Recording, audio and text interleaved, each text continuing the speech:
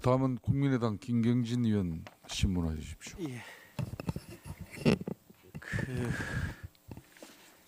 우리 사회가 언제부터 이렇게 뻔뻔해졌을까라는 느낌이 이번 청문회 과정에서 매번 드는 느낌입니다. 이제 가장 기초 중에 기초인 인성, 무엇이 올바른 것인지 이런 부분에 대한 어떤 교육의 중요성에 대한 사회적인 얘기가 다시 한번 뼈저리게 오고 갑니다.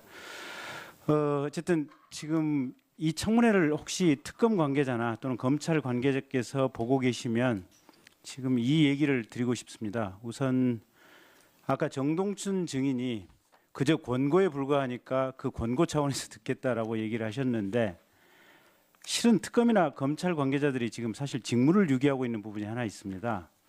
미르나 K스포츠 재단에 지금 800억대 이상의 자금이 모여 있습니다. 이 자금은 셋 중에 하나입니다.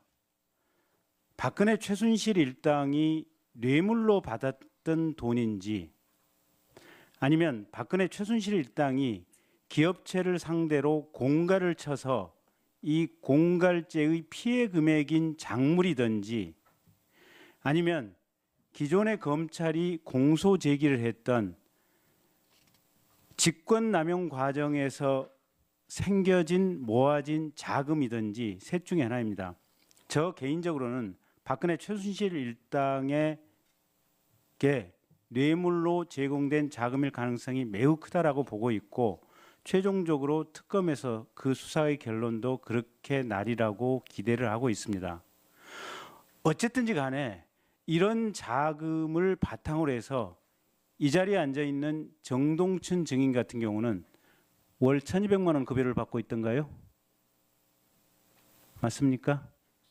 770 정도. 월 770의 급여와 자동차를 제공받는 것으로 알고 있습니다. 이건 있어서는 안 됩니다. 특검 또는 검찰에서는 즉시 이 미르나 K스포츠의 자금 전부에 대해서 범죄 수익의 일종으로 보고 압류 조치를 취해 주시기 바랍니다. 그 부분을 제대로 하지 않으면 특검과 검찰 역시 상당한 비판이 있을 것 같습니다. 그다음에 조윤선 증인,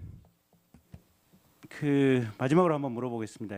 아까 우리 도종환 의원께서 질의할 때 2015년 국정감사에서도 이 블랙리스트에 관한 문제 제기가 있었다고 하니까 그렇다고 답변을 하셨죠. 예, 그 교문위에서도 지적해 주신 사항입니다. 2015년 당시에 증인은 정무수석이었죠. 저는 2015년 5월에 그만뒀습니다. 그러면 2015년 국정감사 당시에는 아무것도 아니었나요? 예, 저는 그냥 쉬고 있었습니다. 쉬고 있었습니까? 예. 저 화면 한번 좀 띄워보 주실래요? 박근혜 대통령.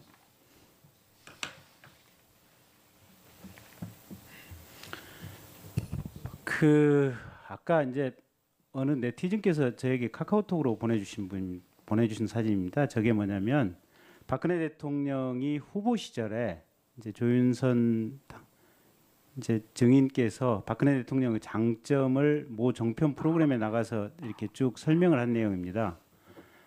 다시 한번 앞으로 첫 화면으로 한번 가볼까요? 박근혜 대통령 애국심으로 가득 차 가까이에서 본 박근혜 대통령. 다음 페이지로 한번 가보시죠. 박근혜 한결같고 공명정대한 인물이다. 다음 페이지 한번 가보시죠. 박근혜 소탈한 모습 보여주고 싶을 정도. 다음 페이지 한번 가보시죠.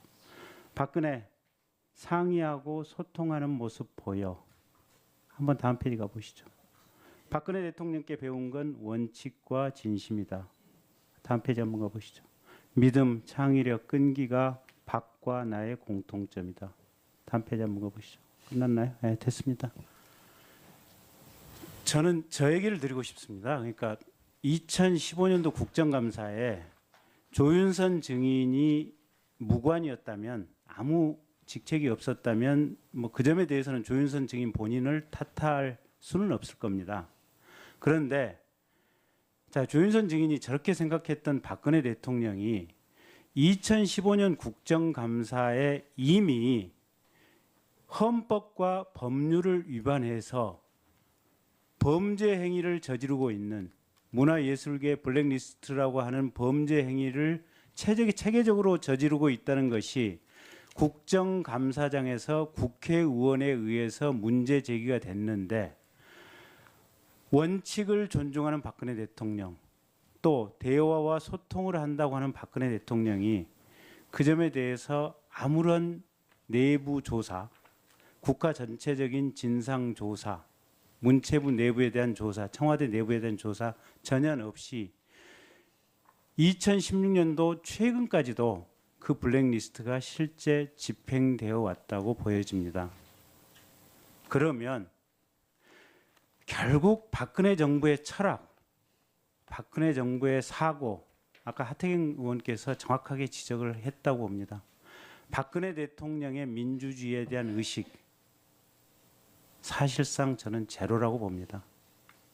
그런데 그런 박근혜 대통령을 저런 수사로서 당선시키는데 일조를 했던 우리 조윤선 증인, 또 문체부 장관이 돼서도 그와 같은 국회의 꾸준한 문제 제기에 대해서도 제대로 파악도 하지 못하고, 심지어는 본인이 정무수석으로 재직하고 있을 당시에 밑에 있던 부하 비서관 2명이 곧 영장이 청구되는 것으로 알고 있습니다.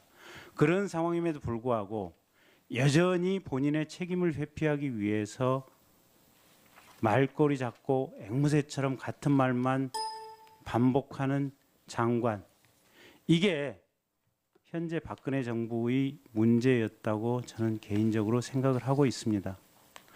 그런 장관들의 자세, 철학, 또 그런 대통령의 통치 철학, 정치 철학이 지금의 2017년의 대한민국을 이 모습으로 이끌어왔다라고 생각을 하고 있고, 앞으로 있을 수개월 내에 있을 대통령 선거에서 우리 국민들께서 정말로 심사숙고해